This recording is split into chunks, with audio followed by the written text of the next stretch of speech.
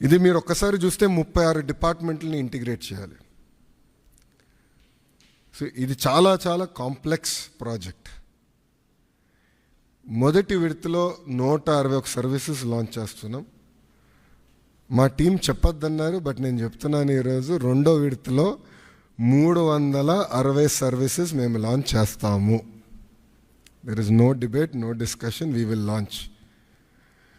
So ప్రజలకి ప్రభుత్వం మధ్యన ఇదొక ప్లాట్ఫామ్గా ఏర్పాటు చేసి రియల్ టైం సర్టిఫికేట్స్ వాళ్ళకి డెలివర్ చేసే బాధ్యత మన ప్రభుత్వం తీసుకుంటుంది. దాంట్లో భాగంగా మీరు చూస్తే నేను కూడా మా టీంని పదే అడిగింది, ఇక్కడ సర్టిఫికేట్స్ కూడా మేము ఇష్యూ చేసినప్పుడు దానిపైన స్పెసిఫిక్ క్యూఆర్ కోడ్ ఉంటుంది. ఎందుకంటే మీరు ఆథెంటిసిటీ గురించి మీరు అడుగుతారు నాకు తెలుసు, అందుకే ముందలే ప్రియం చేస్తున్నా. క్యూఆర్ కోడ్ అనేది ప్రతి సర్టిఫికేట్ పైన ఉంటుంది. ఆ క్యూఆర్ కోడ్ స్కాన్ చేస్తే ఏపీ గవర్నమెంట్ వెబ్సైట్కి లింక్ వెళ్తుంది. ఆ ఏపీ గవర్నమెంట్ వెబ్సైట్ పైన క్లియర్గా సర్టిఫికేట్ పైన ఉండాల్సిన పేరేంటి, వివరాలేంటి వెబ్సైట్ పైన కనపడుతుంది. సో ఎవరు ఫేక్ సర్టిఫికేట్లు జనరేట్ చేసేదానికి అవకాశం ఉండదు. అది బ్లాక్ చైన్ పైన కూడా తీసుకురావాలని మేము నిర్ణయం తీసుకున్నాం. అది కూడా త్వరలో రిలీజ్ చేస్తాం. సో ఇప్పుడు మీరు చూస్తే ఈ సర్వీసెస్ అన్నీ ఒక పక్కన రెవెన్యూ సర్వీసెస్, రెండో పక్కన మున్సిపల్ సర్వీసెస్, మూడోది ఎండోమెంట్.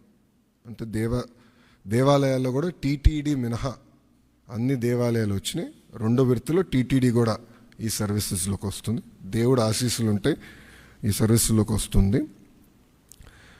అంతేకాకుండా ఇప్పుడు సెలెక్షన్ నంబర్కి వెళ్ళి సెలెక్షన్ ఉంటుంది, మీరు సెలెక్ట్ చేయాలి.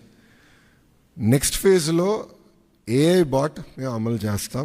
సింపుల్గా మీరు వెళ్ళి నాకు బస్ టికెట్ ఈ ఊరు నుంచి ఈ ఊరికి రావాలంటే సింపుల్గా డన్, ఇది ప్రైస్, మీరు డబ్బులు కట్టండి bus ticket will be issued. అట్లా ఏఐ బాట్ పెట్టాలని మేము నిర్ణయం తీసుకున్నాం. రెండో విడతలో చేద్దాం అనుకున్నాం.